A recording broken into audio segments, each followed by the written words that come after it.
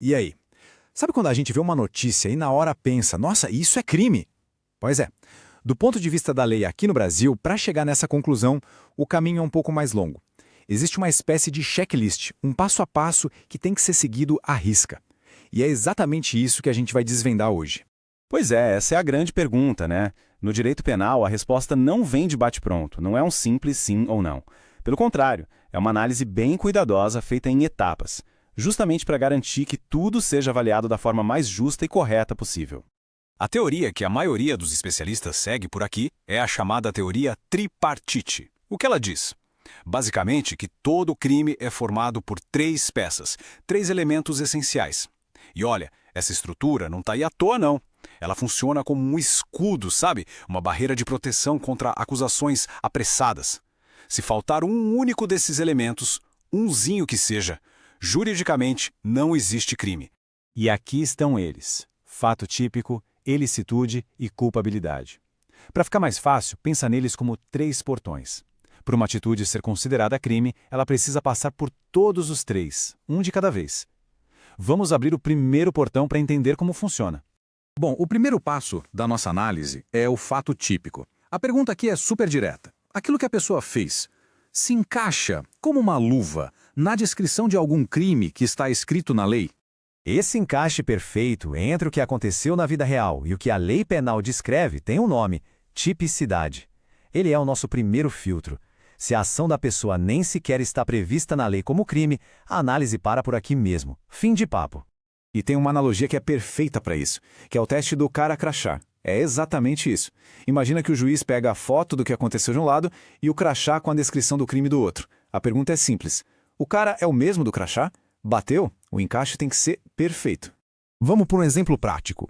A lei diz que roubo é subtrair alguma coisa de alguém usando de violência ou grave ameaça. Ok, se uma pessoa aponta uma arma e leva uma bolsa, opa, cara crachá, bateu certinho. A conduta é um fato típico de roubo. Beleza, passamos pelo primeiro portão.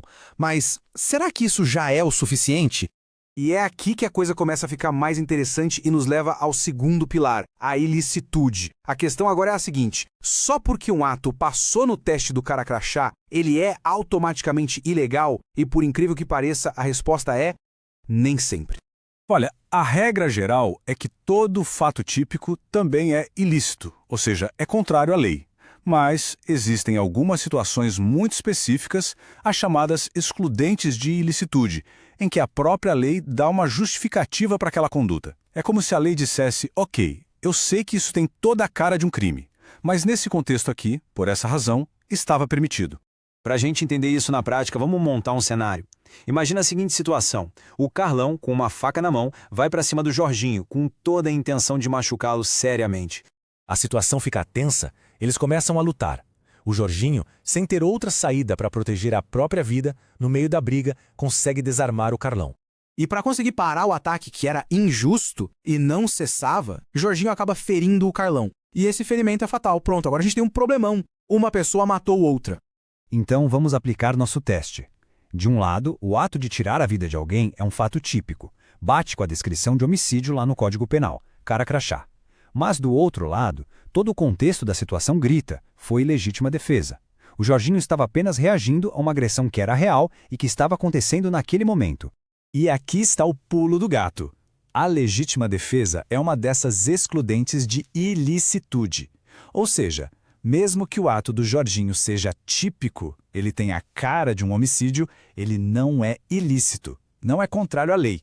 E qual o resultado disso? Absolvição. Não houve crime. Ok, já passamos pelo fato típico e pela ilicitude. Chegamos ao terceiro e último portão, a culpabilidade. E aqui o foco da nossa análise muda. A gente para de olhar só para o ato em si e passa a olhar para a pessoa que o cometeu. A grande pergunta aqui é: essa pessoa que fez algo que é típico e ilícito, ela tem condições de entender o que fez? Ela pode ser responsabilizada, cobrada por essa atitude? A análise agora é sobre a capacidade de reprovar a conduta de quem agiu. Para alguém ser considerado culpável, 3 requisitos precisam estar presentes. Primeiro, a pessoa precisa ser imputável, ou seja, ter capacidade mental de entender o que está fazendo. Segundo, ela precisa ter a chance de saber que aquilo era errado. E terceiro, na situação em que ela estava, era razoável esperar que agisse de outro jeito. Vamos a um outro exemplo para ilustrar a falta de um desses requisitos. Imagine uma pessoa com uma condição mental tão severa que a impede de entender a realidade. Ela acha uma arma de fogo e na cabeça dela aquilo é um brinquedo. Ela acaba atirando e atingindo alguém. Nesse caso, o primeiro requisito, a imputabilidade, não existe. Essa pessoa é considerada inimputável. Ela simplesmente não tinha a menor condição de entender que o que fez era um ato criminoso. E sem esse elemento, não existe culpabilidade. E, portanto, não existe crime.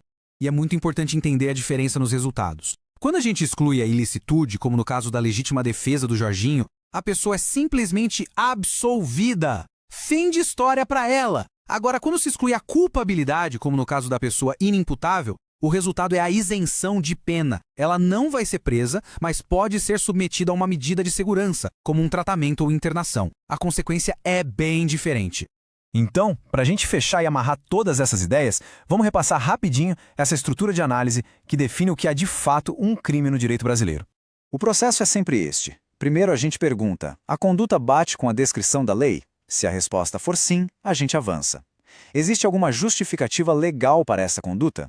Se a resposta for não, a gente avança mais um passo. E por fim, a gente analisa a pessoa. Ela pode ser responsabilizada por isso? Portanto, o ponto central é este. Um crime, para a lei, é muito mais do que só um ato que a gente considera imoral ou errado. Ele é um conceito técnico, um fato que é ao mesmo tempo típico, ilícito e culpável. Apenas a combinação desses três sim resulta em um crime que pode ser punido. Fica aqui a reflexão. Da próxima vez que um caso de grande repercussão aparecer no noticiário, tente aplicar este filtro de 3 partes. A análise com certeza se torna muito mais complexa e interessante, não é mesmo? Até a próxima!